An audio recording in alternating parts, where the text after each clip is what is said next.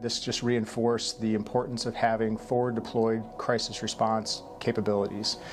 In this case, the 24th MEU serving as CTF-61, embedded into 6th Fleet as the Littoral Warfare Commander, was able to respond in 24 hours to be on the ground in Turkey as the lead echelon for what ended up being Echelon 4 Crisis Response Headquarters.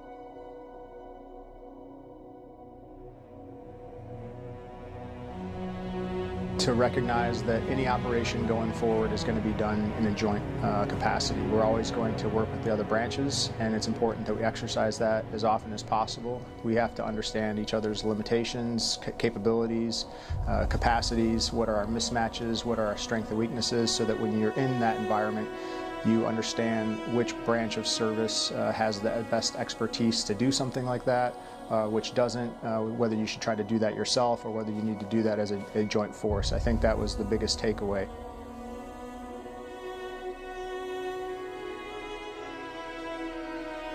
When we brought our search and rescue teams out, we did that with DoD assets, right?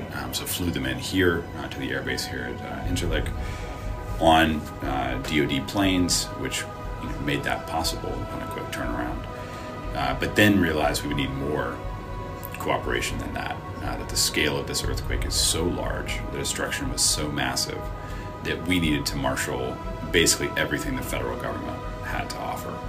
And that's when UCOM stepped in and was able to provide that immediate level of support for airlift, and then for pushing out some humanitarian assistance items that we were able to get access to.